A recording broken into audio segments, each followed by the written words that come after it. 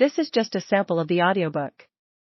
To get the complete audiobook, access the link posted in the first comment. Taffy Williams, a former soldier with plenty of stories to tell, who in fact became a great friend. Stop, breathe, think, act. Any minute now, I think a wave will lift me and I'll catch sight of the boat, or the boat will catch sight of me. The waves do lift me, but I don't see a boat. I appear to be alone in the ocean, miles from land, under baking sun, and, as I am gradually realizing with increasing dawning horror, at the mercy of a current, drawing me ever further outwards. It's at this point, anxiously swiveling my head from side to side, that I notice a tiny island. Well, at least I think it's an island.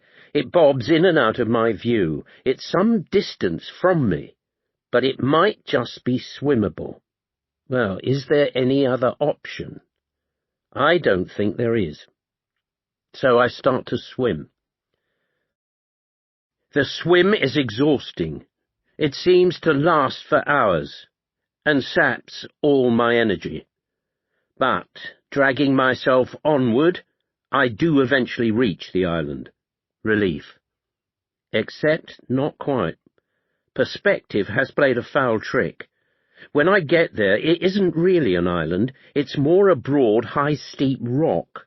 No gently shelving sand to fling myself onto then, like in the movies. Instead, it's a tall, jagged cliff face, slapped by waves. This inhospitable crag remains, though, my only plausible saviour, assuming I can get onto it. By now my arms and legs are heavier than they have ever been, and I have to use the waves to lodge me halfway up the rock. I try twice and fail and get washed back, and I know if I don't get on this next time, I'm not sure I'll have the energy to try again. One last desperate effort. I ready myself, ride the wave onto the rock, and this time I manage to cling on and climb up. At the top of the rock is a small dip containing a shallow puddle of seawater flung up by the waves. I lie down in this puddle, and then I pass out. I don't know how long I'm unconscious for, but when I come to, I sit up and discover that, well, what do you know? And isn't this just typical? It was all a dream, and, flooded with relief, I'm waking up back in bed with Jill in the safety of the apartment. No, I don't, because it isn't a dream. The bit about being a dream was a dream. I am actually and indisputably on a rock in the middle of the ocean under the still baking sun. But hang on. My eyes focus, and there out to sea is the boat, plainly visible in the distance.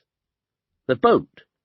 The instructor is still out there on the bright blue water looking for me. I wave and shout, but the wind carries the sound away, and she's looking down into the water and not looking up at the rock.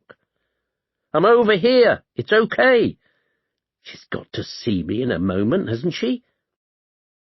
I watch numbly as the boat completes a few more silent circles, and then, with a sinking heart, I see it turn and motor away, growing smaller and smaller towards the thin ribbon of the coast on the distant horizon.